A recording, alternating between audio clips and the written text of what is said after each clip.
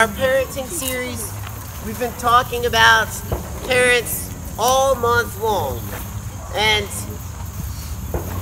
I want to just say it again. I've said it every single week, but in the midst of this series I have been very, very intentional, because I recognize that sitting in this group there are those of you that have absolutely incredible relationships with your parents. You may go through the typical teenage stuff, but at the end of the day, you know and feel loved by your parents. And you know that they care for you and they have your best interests at heart.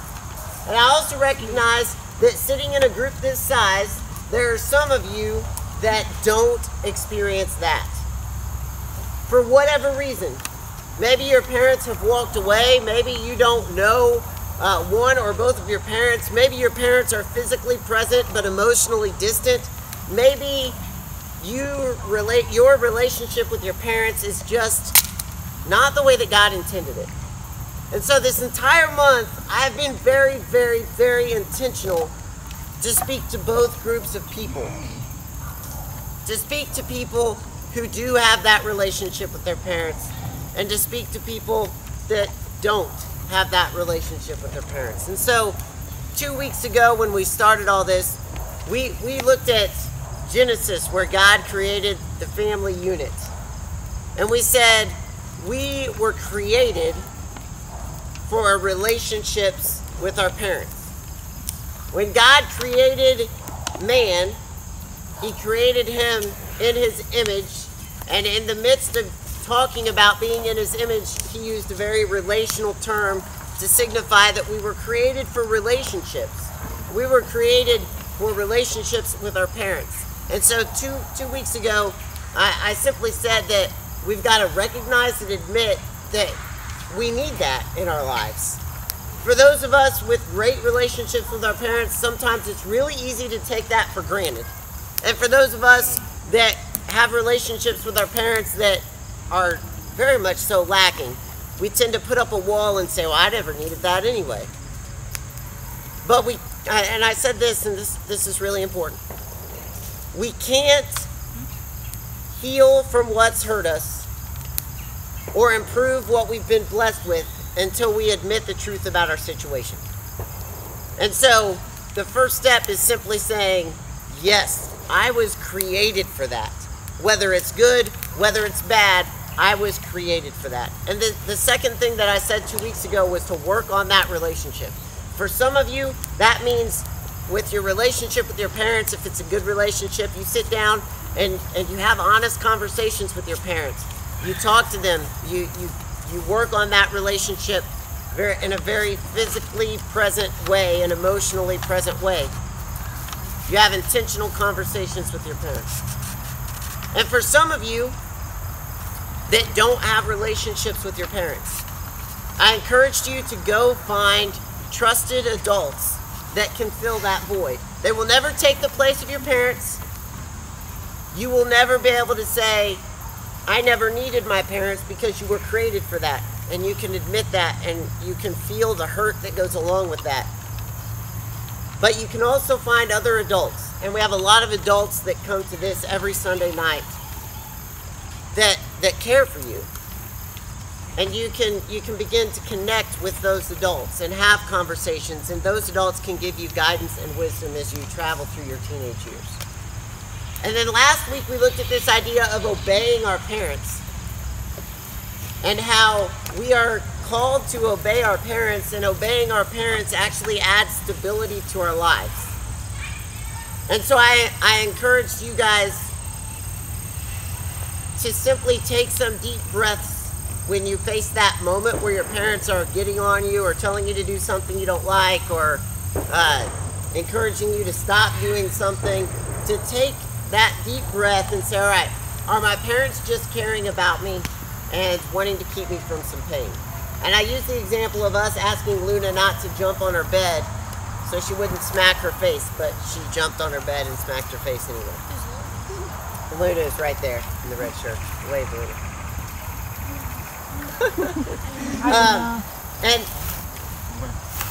And tonight, I simply want to talk about celebrating the relationship with your parents. For as long as I can remember, I have absolutely loved bonfires. I have loved everything about bonfires. I love getting sticks together and wood together and building a bonfire. I love using a chainsaw and getting ready to build a bonfire. I love throwing sticks in a bonfire. I love sitting and watching a bonfire just burn. Have you ever noticed how fire is often a part of our celebrations? Like, think about it for just a minute. We got fall coming up, and bonfires are going to become more prevalent, where friends will gather together and just, if you're honest, just celebrate the friendship and just hang out together around a bonfire. At Halloween, we take fire and we put it in, whether you believe in Halloween or not, it's a totally different topic, but people take fire and put it inside pumpkins. On birthdays, you take fire and light a little stick called a candle and you stick them all over your birthday cake. On New Year's Day and 4th of July, we light explosives on fire to watch them explode. Explosives were very American. Right? The original Christmas tree lights were candles, which does not seem very safe, but people would take candles and put them on the tree and they would light the candles on fire. Fire has always been a part of celebrations. And tonight I want to go back to Genesis again, chapter 1.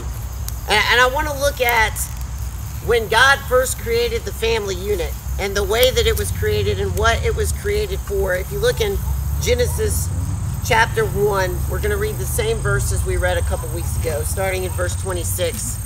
Then God said, "Let us make man in our image, after our likeness, and let them have dominion over the fish of the sea, and the birds of the heavens, and over the livestock, and all the earth, and every creeping thing that creeps along the earth." And so God created man in his image.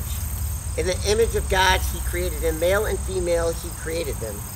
And God blessed them and said to them, "Be fruitful and multiply, fill the earth and subdue it."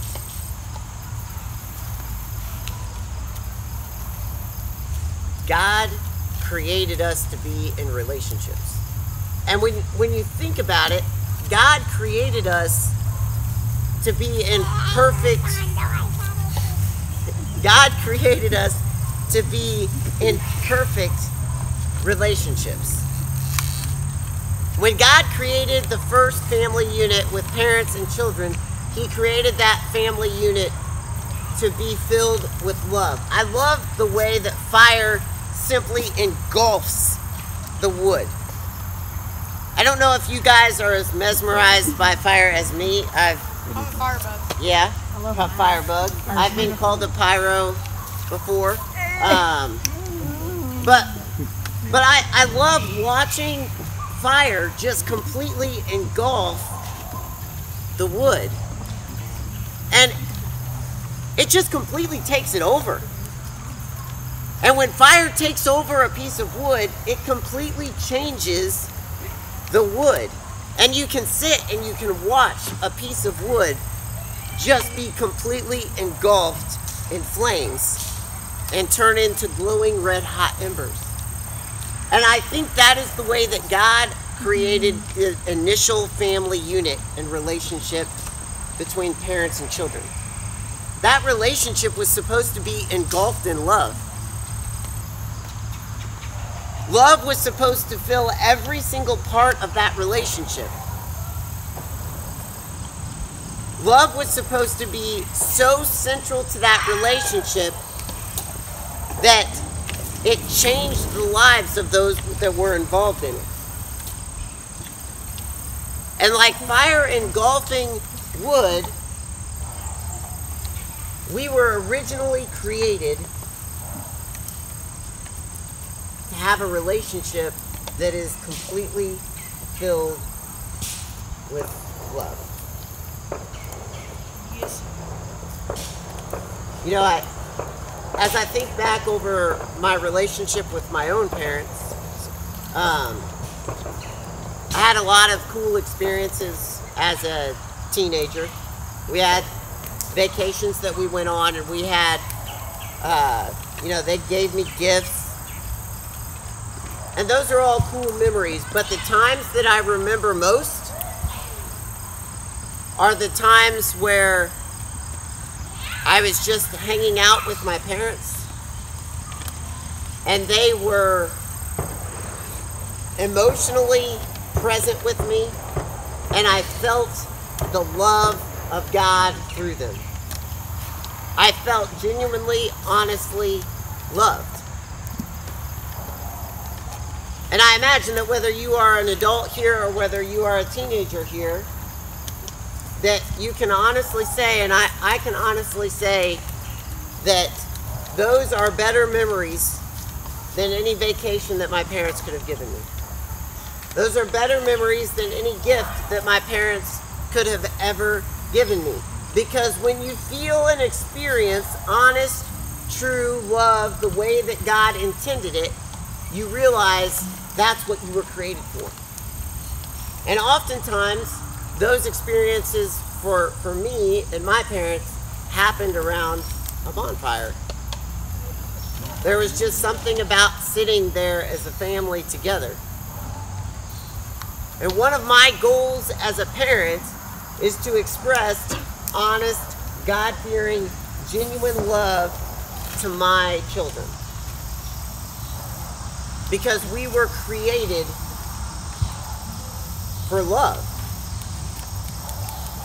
And in the same way that fire engulfs wood, love was supposed to engulf our relationship between parents and teenagers. And something happened. Sin came in and broke that. And we don't have perfect, God-fearing relationships where we feel that love today. But here's what's cool about using fire and celebration, and as we think about celebrating this relationship that we have with our parents. And when I say celebrating this relationship that we have with our parents, I hope that you hear me, that if you don't have that, you can celebrate the relationship that you have with other trusted adults. Here's what I love about this idea of fire used in celebrations. It's that if you go all the way back to the original use of the instance of fire in the midst of these celebrations, it goes back to fire purifying whatever it's involved in. Fire literally purifies metals, and gold and silver. It burns out all of the impurities. And so when people originally celebrated, fire was used as a symbol of being pure. Originally, jack-o'-lanterns originated in Ireland. And there was this story going around about a guy named Jack that was an evil spirit that would come to your house. And so to protect themselves from evil spirit, they would carve faces into turnips, and they would set them out on their porch to keep evil spirits away. Birthday candles were originally put on birthday cakes because way back when, they thought that evil spirits would come and try to harm the person whose birthday it was. And so they lit candles to protect them and to protect the ones that they loved. Fireworks. We love fireworks, right? Yeah. Fireworks originated in China. You know how they originated? They originated by the China, you know? Yes. I'm pretty sure they originated in China for war, and they'd launched them at other people. Not quite. One of them. Way before that, they would put bamboo in fire, and because of the hollow pockets in the bamboo, it would explode, and they thought that that explosion would keep evil away from their family. Well, yeah, maybe. And so then they perfected that art into the fireworks that we know and love today. You see, in every instance that we use fire in celebration, it's this idea of purifying whatever it's involved in. And so tonight, as we sit around a fire, you may have an awesome relationship with your parents. I can guarantee it's not perfect because we don't live in a perfect world. You may have no relationship with your parents. Or you may fall somewhere in the middle there. I want to encourage you tonight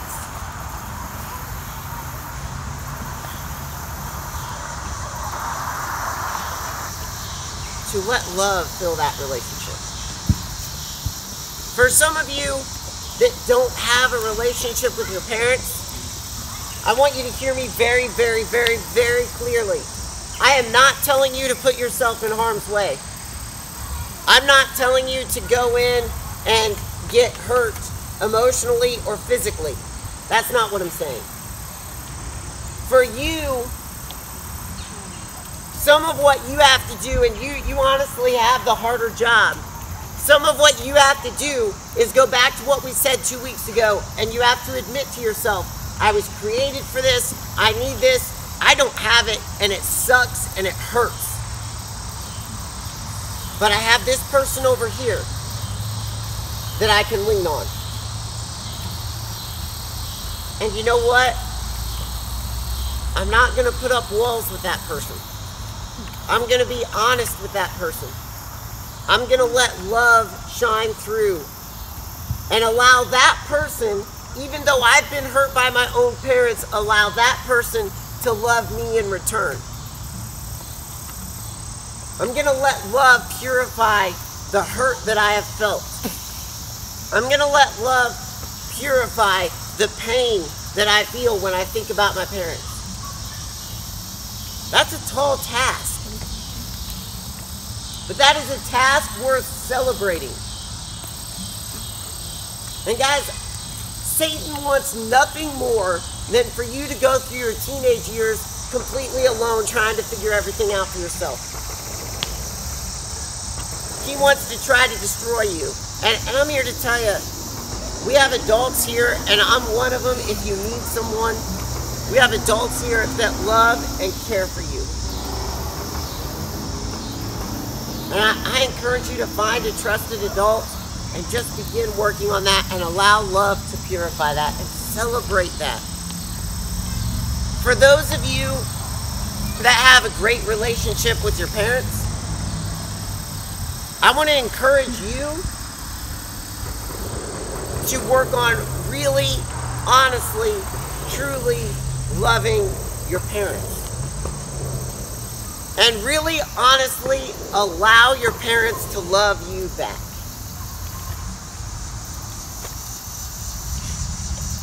Some of you have some fantastic relationships with your parents, and it's easy to slip into typical teenage difficulty, and you let that relationship slip away. I want to encourage you to allow love to fill that space and purify that relationship, and allow God to use them as guidance through your teenage years. And so every week I give a really practical challenge. And this week, I have one for each group of people. If you don't have a relationship with your parents, I want to encourage you to do the hard work again of admitting that that's something that you need. And I want to encourage you, if you haven't found a trusted adult that can fill a part of that void, to find a trusted adult that can fill a part of that void. And then to let love fill that relationship. To love them, to be honest with them, to put their thoughts and their needs and their ideas for your life and take that seriously. And for those of you with great relationships with your parents, I want to encourage you to allow love to fill that relationship. And here's what I mean by that. I know I've said that a lot tonight. Allow love to fill that relationship.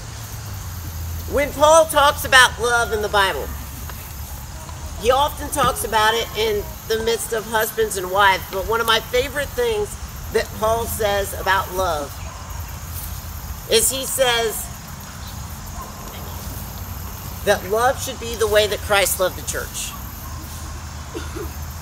And Christ gave himself up for the church. It's this complete self-sacrificing, putting the other person first kind of love.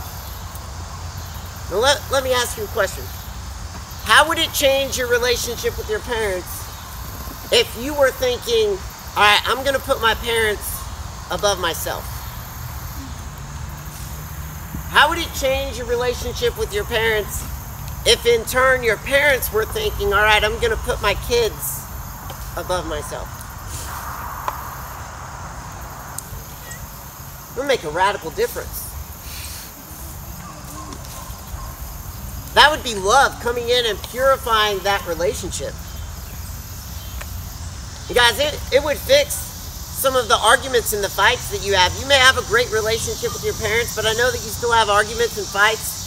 There are things that still there's tension there. And so my practical challenge for you this week is simply this. Every day this week, I want you to simply pray this prayer. God, make me less, make them more. Put them above me. And I'm convinced that when you pray that prayer, God's going to open up some opportunities for you to put your parents above yourself. And parents that are here tonight, I want to give you a practical challenge as well.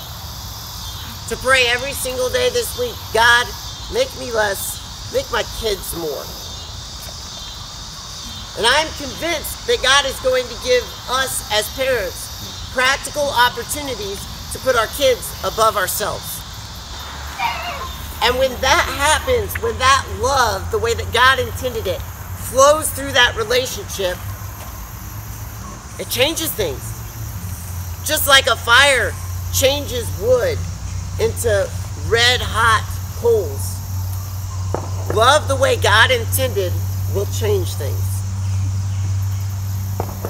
And so this week, I want to encourage you to pray that prayer. God, make me less, make them more. Or if you don't have a relationship, I want to encourage you to admit that that's something you need and find a trusted adult to start building that relationship. Let me pray for you guys, and then Kevin's going to come up and sing one more song. God, thank you. Thank you for parents. Thank you for this night and this opportunity. Thank you for the chance to be here. And God, I thank you that love purifies. God, I pray for the students here that don't have a relationship with their parents. I pray that you would put adults in their lives that would fill that void. I pray that they would break down walls and allow those adults to love them with your love. God, I pray for the students here who do have relationships with their parents. God, that you would allow love to fill that relationship. That students would be sacrificial to their parents and parents would be sacrificial to the students. And God, that love would flow, that they would feel your love. Thank you, God, in Jesus' name. Amen.